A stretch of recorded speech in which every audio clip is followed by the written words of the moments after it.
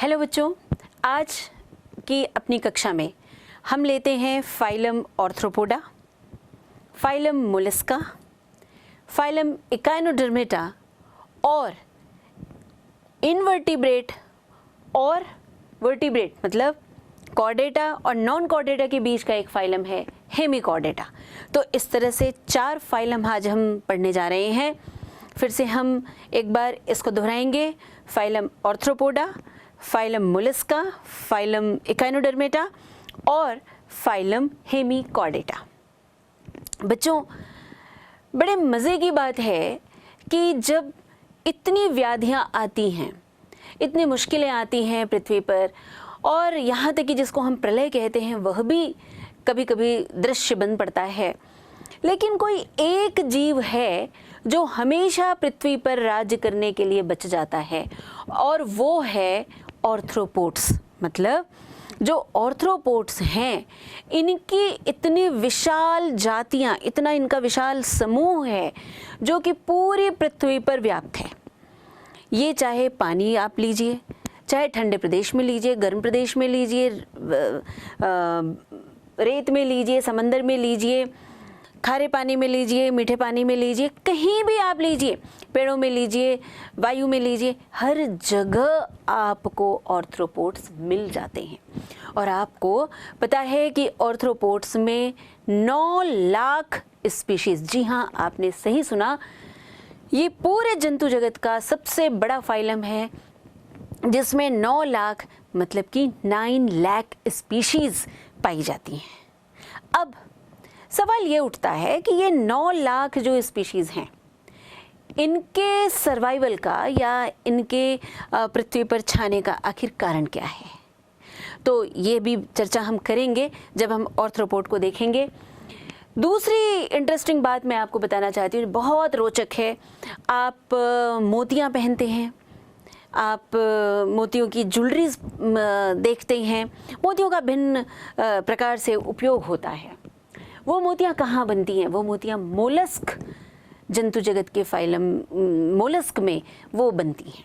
वो ऑयस्टर एक है जिसको हम पर्ल ऑयस्टर कहते हैं, वो उसके अंदर बनती हैं। और बाइवेल्विया मतलब 2 वॉल्व होते हैं उसमें, और इस तरह से बीच में मोती रखी होती है, वो भी हम देखेंगे। फिर आता है ऑक्टोपस बाबा। ऑक्टोपस बाबा आपने देखा होगा कि कई गेम में, कई जगह जिस तरह से हम तोतों का उपयोग करते हैं, हमारे यहाँ तोते लगाए जाते हैं भविष्यवाणी सिद्ध करने के लिए, ऐसे कुछ देशों में ऑक्टोपस का प्रयोग होता है, ऑक्टोपस को चलाया जाता है, और वो कभी मैचेस का या कभी किसी विभिन्न क्षेत्र का भविष्य तय करते हैं। तो इसलिए हम ऑक्टोपस बाबा को भी मोलस्क में ही अध्ययन करेंगे। फिर आती है बात तारा मछली या स्टारफिश की। तो आज उसका फाइलम है इकाइनोडर्मेटा, और अंत में आता है टंग वर्म मतलब जीभ की तरह का वर्म। तो ये टंग वर्म हमने रखा है हेमिकॉर्डेटा में। तो आइए बच्चों, अब शुरू करते हैं। Phylum Arthropoda. फाइलम ऑर्थ्रोपोडा नाम से ही स्पष्ट है। आप जब भी कभी कहीं किसी चिकित्सक का नेम प्लेट पढ़ते हैं, किसी डॉक्टर का नेम प्लेट पढ़ते हैं, तो आपको उसमें ऑर्थोपेडिशियन आप कई बार पढ़े हैं।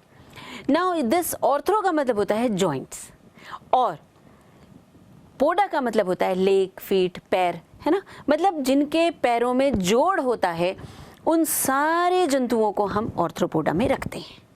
ठीक है, अब ये तो हुआ इसका मास्टर कैरेक्टर।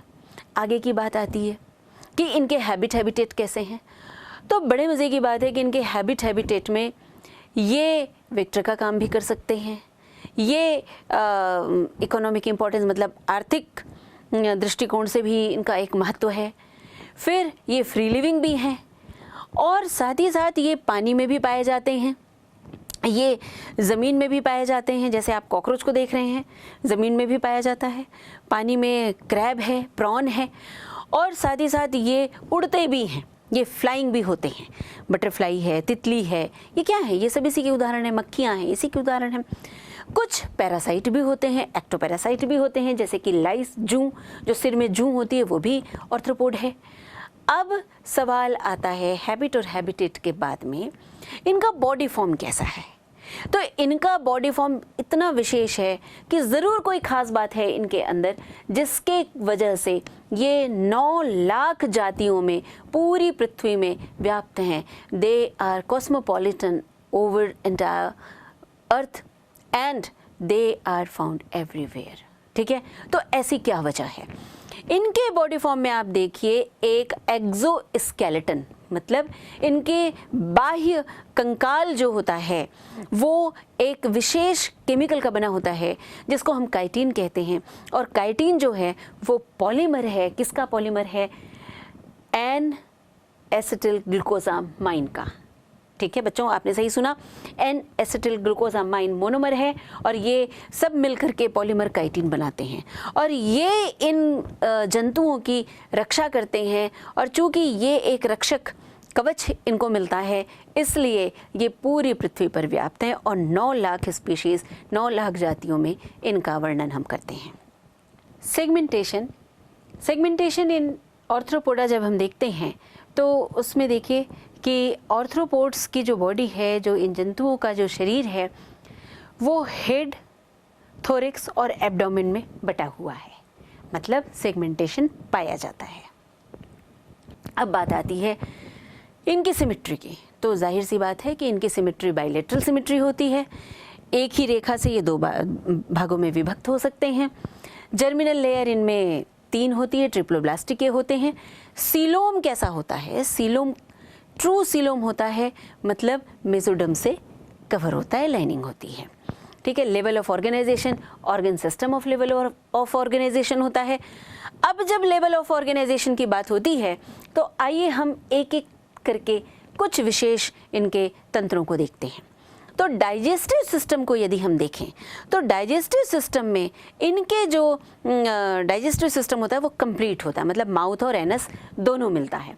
और साथ ही साथ माउथ और एनस के अलावे इनका जो माउथ पार्ट्स होता है वो बहुत ही विशेष संरचना होती है इसमें। तो हम लोग इनके मुख के जो अंग हैं, जो इनके माउथ पार्ट्स हैं, उसका एक विशेष विवरण हम देखते हैं, वो कैसा होता है। सबसे पहला प्रकार इनका माउथ पार्ट्स का होता है बाइटिंग एंड चीविंग टाइप। तो बाइटिंग एंड चीविंग टाइप का मतलब होता है कि ये चबा भी सकते हैं, काट भी सकते हैं, जैसे कि कॉकरोच। दूसरा प्रकार होता है छेद करने वाला, पियर्सिंग माने छेद करता है जो, ठीक है।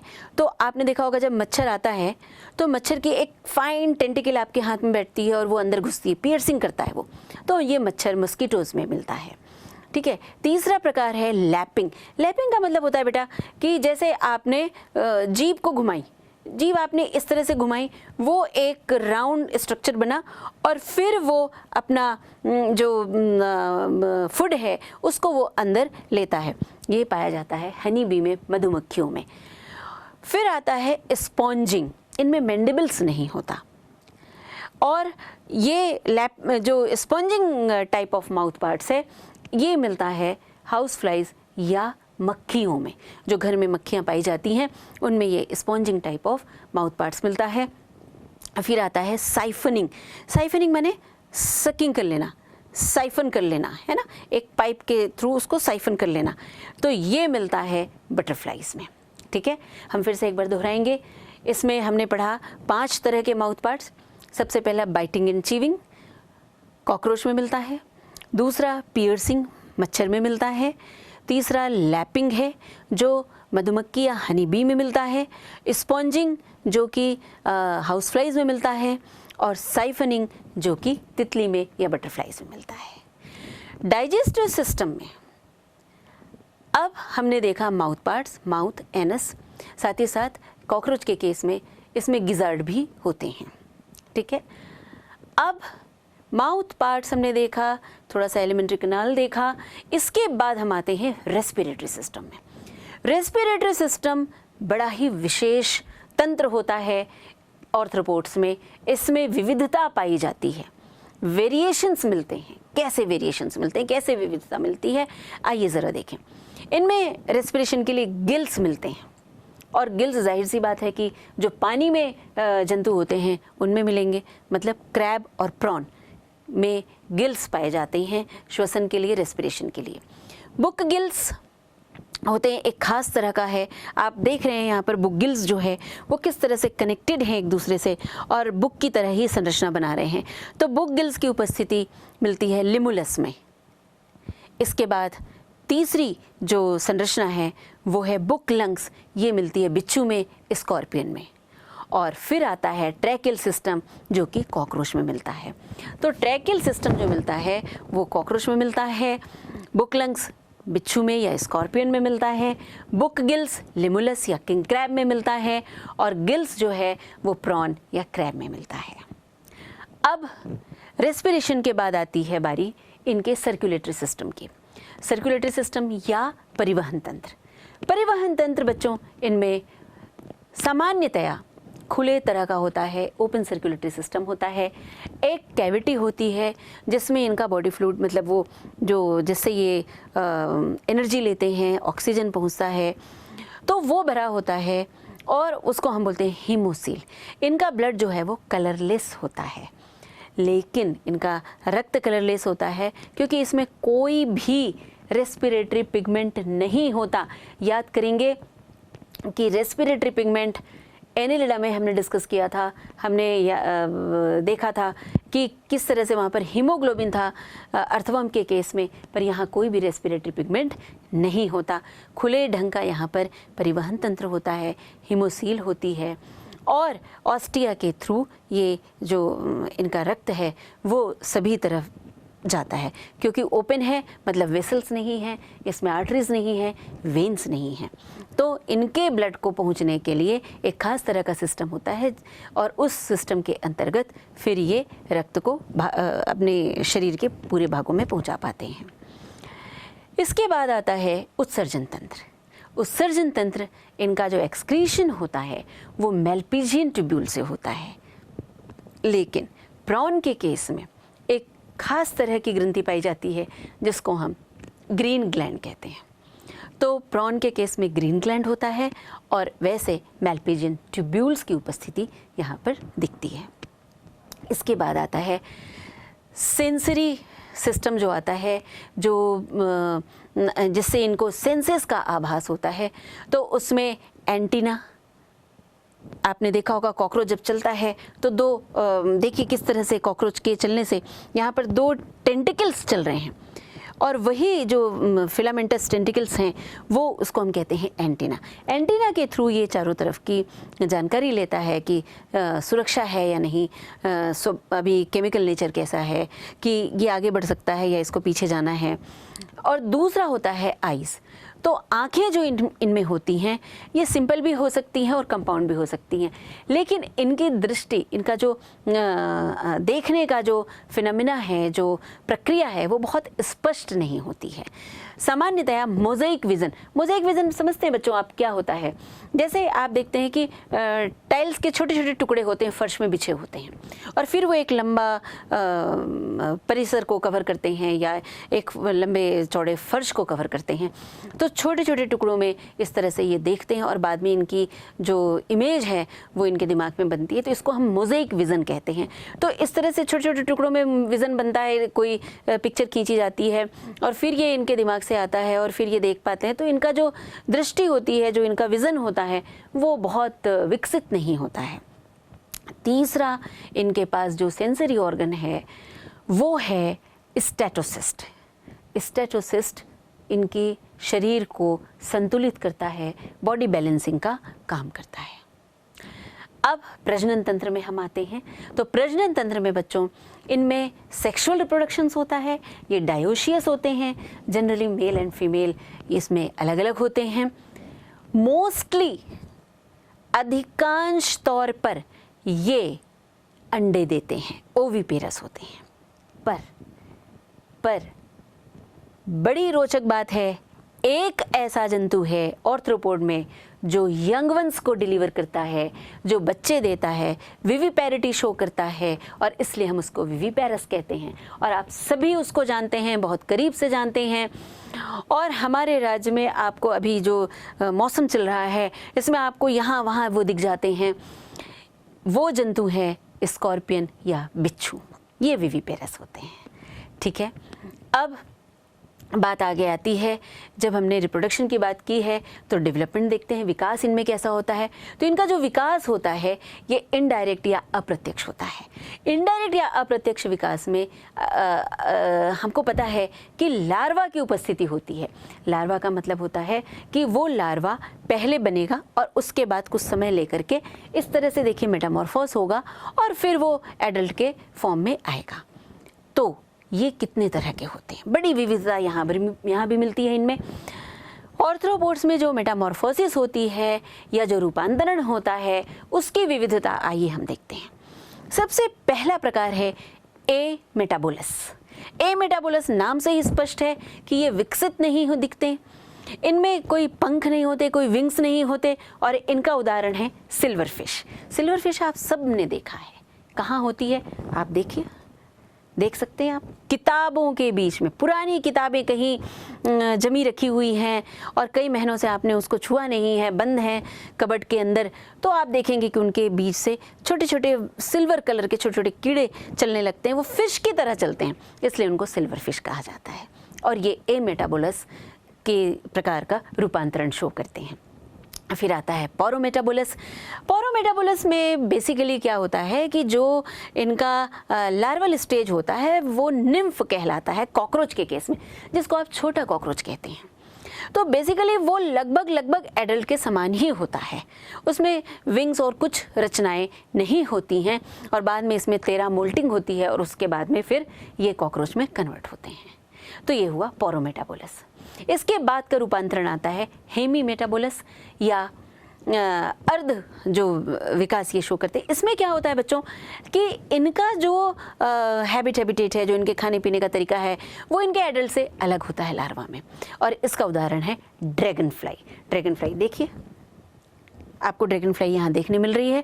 देखिए, और ड्रैगन फ्लाई का आप जीवन चक्र देखेंगे कि किस तरह से वो जा रहा है। और ड्रैगन फ्लाई का जो लार्वा है, आप देखिए लार्वा को एडल्ट के स्टेज में आने तक वहाँ पर किस किस अवस्था से गुजरना पड़ रहा है और देखिए फिर किस तरह से रूपांतरित होकर के ड्रैगन फ्लाई मज़े से उड़ रही है। तो उसके बाद आता है होलो मेटाबोलस, मतलब कंप्लीट मेटामॉर्फोसिस, पूरी तरह से रूपांतरण हो जाता है और ये मिलता है बटरफ्लाई में। मैं आप सबको बताना चाहूँगी कि कैटरपिलर को देख करके आप कब समझते हैं कि एक सुंदर तितली में रूपांतरित होगी? नहीं कह सकते। ऐसा ही बच्चों आप सबका सुंदर भविष्य है कि आज आप पढ़ रहे हैं, आपको पता नहीं है कि आपका कितना स्वर्णिम भविष्य आपके लिए इंतज़ार कर रहा है। तो इसी तरह से जिस तरह से कैटरपिलर और तितली में कोई समानता नहीं है, पर वही कैटरपिलर देखिए, कैटरपिलर कैसा दिख रहा है और तितली कितनी खूबसूरत दिख रही है, पर यही कैटरपिलर तितली में रूपांतरित होता है। इसके बाद आता है हाइपर मेटाबोलस, जिसमें कि पूरी तरह से जो लार्वा है वो एडल्ट से बहुत ज़्यादा भिन्न होता है। और ये हाइपर मेटाबोलस का उदाहरण जो है ब्लिस्टर बीटल। बेटा इसको ब्लिस्टर बीटल हम क्यों कहते हैं? ब्लिस्टर का अर्थ होता है छाले और बीटल का मतलब होता है वो जो बीटल आपको दिख रहे हैं, देखिए डॉट्स वाले जिस तरह से यहाँ पे कीड़े दिख रहे हैं, तो ये जो छाले आपको दिख रहे हैं, देखिए आप गर्दन के पीछे, ये कीड़े जब बाइट करते हैं मतलब काटते हैं, तो आपने कई बार देखा होगा कि बरसात के दिनों में अगर आपने अनकवर्ड बॉडी के साथ आप कहीं चले गए तो वहाँ कुछ कीड़ा आपकी त्वचा से या तो चल जाता है या काट देता है, तो छाले पड़ जाते हैं, वो इन्हीं ब्लिस्टर बीटल के कारण होता है। तो ये था मेटामॉर्फोसिस की विविधता, रूपांतरण की विविधता। इसके अलावा बच्चों इस फाइलम में कुछ आर्थिक महत्व के भी जंतु हैं, इकोनॉमिक इम्पोर्टेंस भी होता है, ये शो करते हैं। इनसे हम ये आर्थिक जो हमारी संस्था है, जो हमारा आर्थिक तंत्र है, वह भी इन जंतुओं से सुदृढ़ होता है। जैसे कि एपिस, मधुमक्खी पालन बहुत बड़ा व्यवसाय है, ये व्यवसाय के लिए काम आते हैं। तो एपियरी जिसको कहते हैं, एपिस या एपियरी जिसको कहते हैं मधुमक्खी पालन, वहाँ पर ये इनका उपयोग होता है। बॉम्बिक्स, रेशम उद्योग में आप जानते हैं कोसा बनता है, रेशम बनते हैं, ये कीड़ों से ही बनते हैं, बॉम्बिक्स उसका उदाहरण है। और लाख जो चाहे आप महाभारत का लाक्षागृह देखें या आपके एग्जामिनेशन में जो कॉपियाँ भेजी जाती हैं एक केंद्र से दूसरे केंद्र में, तो उसकी सीलिंग में आप देखिए किस तरह से लाख का उपयोग होता है, लाख की चूड़ियाँ बनती हैं, लाख की ज्वेलरीज बनती है, वो सब भी लैक इंसेक्ट्स या लाख के कीड़े से आता है। तो ये रहा इनका आर्थिक महत्व, इकोनॉमिक इम्पोर्टेंस। अब आता है कि कुछ ऐसे जंतु हैं इस फाइलम में जो वेक्टर का काम, मतलब कि एक पैरासाइट को होस्ट तक पहुंचाने का भी काम करते हैं। उनमें आता है क्यूलेक्स, एनाफिलिस। आपको पता है क्यूलेक्स फाइलेरिया कॉज करता है, फाइलेरिया का वुशेरिया बैंक्रफ्टाई को कैरी करता है, आपने देखा है एस्केलमेंथिस फाइलम में। जो एनाफिलिस है वो प्लाज्मोडियम विवेक्स को कैरी करता है और मलेरिया की बीमारी उससे उत्पन्न होती है। फिर आपने देखा है एडीज़, आप नाम सुनते हैं एडीज़, जो इसमें मच्छर है। एडीज़ मच्छर डेंगू के जो का कारण बनता है और डेंगू के जो कॉजिंग प्रोटोजोन्स हैं उनको लेकर के जाता है। रैट फ्ली जो है वो प्लेग का वेक्टर है।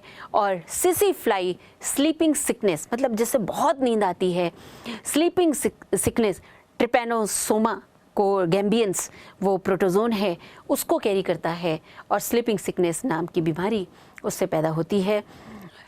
सैंड फ्लाई जो है वो काला आजार नाम का रोग फैलाता है, तो सैंड फ्लाई वेक्टर है काला आजार रोग के लिए। तो इस तरह से कुछ वेक्टर्स हुए, एनाफिलिस, क्यूलेक्स, एडीज़ और रैट फ्ली, सिसी फ्लाई, सैंड फ्लाई, ये सब हमने देखा। अब बच्चों हम आते हैं इनके क्लासिफिकेशन में, इनके वर्गीकरण में। तो इनके वर्गीकरण में एक खास बात ये है कि सबसे पहले हम लेते हैं क्लास क्रस्टेशिया। क्लास क्रस्टेशिया जो है वो क्रैब को इंक्लूड करता है, क्रैब को अपने में समाहित करता है। उसके बाद आता है चिलोपोडा। चिलोपोडा लेता है सेंटीपीड को, और आपने ये सभी ने देखा है, देखिए सेंटीपीड को आप यहाँ पर चलते हुए देख रहे हैं, सब ने आपने सेंटीपीड देखा है, ये चिलोपोडा में आता है। उसके बाद देखिए कि डिप्लोपोडा जो आता है इसमें मिलीपिड इसके एग्जाम्पल्स होते हैं, और मिलीपिड को भी आप देखिए, मिलीपिड और सेंटीपीड दोनों आपके घर के आसपास होते हैं, बागान में या जहाँ कहीं थोड़ा सा पानी मिलता है, थोड़ी नमी मिलती है, तो वहाँ आप सेंटीपीड और मिलीपिड को देख सकते हैं। उसके बाद आता है क्लास इंसेक्टा, जिसमें सारे कीड़ों का समावेश है, मच्छर लीजिए, मक्खी लीजिए, तितली लीजिए, कीड़े लीजिए, है ना, ये सब इसमें चले आते हैं। और फिर आता है एरेक्निडा, आपके घरों में जो मकड़ियाँ होती हैं वो क्लास एरेक्निडा की सदस्य हैं। फिर है दो क्लासेस को हम एक साथ पढ़ते हैं, एक है ऑर्निकोफोरा और दूसरा है मेरिस्टोमेटा। जो ऑर्निकोफोरा है वो इंक्लूड करता है पेरीपेटस को, अपने में समाहित करता है। बच्चों पेरीपेटस बहुत ही इम्पोर्टेंट, बहुत ही महत्वपूर्ण जंतु है, क्योंकि ये एनिलिडा और ऑर्थ्रोपोडा के बीच का कनेक्टिंग लिंक है। मैं फिर से दोहराऊंगी, पेरीपेटस बहुत ही महत्वपूर्ण जंतु है क्योंकि ये एनिलिडा और ऑर्थ्रोपोडा को कनेक्ट करता है और इसलिए ये कनेक्टिंग लिंक कहलाता है, और ये बिलोंग करता है, ये समाहित होता है ऑर्निकोफोरा में। इसी के साथ हम रखते हैं मेरिस्टोमेटा को, और मेरिस्टोमेटा जो है वो इंक्लूड करता है, वो समाहित करता है किंग क्रैब लिमुलस को। आप देख सकते हैं लिमुलस यहाँ पर, और लिमुलस जो है वो लिविंग फॉसिल है। लिविंग फॉसिल जिस तरह से हमने देखा कि कनेक्टिंग लिंक जो है वो दो फाइलम को कनेक्ट करता है, उसी तरह से जो लिविंग फॉसिल है, लिविंग फॉसिल क्या करता है कि इसमें अपने प्रिमिटिव कैरेक्टर्स होते हैं, ये डेवलप नहीं होता। आप देख सकते हैं किंग क्रैब या लिमुलस को, ये बिल्कुल प्रिमिटिव साइज में ही, लेकिन अभी भी ये सर्वाइव कर रहा है, इसमें कोई परिवर्तन नहीं हुआ, कोई विकास नहीं हुआ, इसलिए हम इसको लिविंग फॉसिल कहते हैं। तो इसके साथ ही बच्चों यहाँ पर वर्गीकरण समाप्त होता है। एक और ख़ास बात ये है कि जो ग्रेगेरियस पेस्ट होते हैं, पेस्ट जो कि फसल को नुकसान पहुँचाते हैं, जैसा कि आपने हाल में टिड्डी दल के बारे में सुना, और पूरे के पूरे खेत वो चट कर जाते हैं, तो वह भी इसी ऑर्थ्रोपोडा के सदस्य हैं। तो यहाँ पर फाइलम ऑर्थ्रोपोडा का समापन होता है।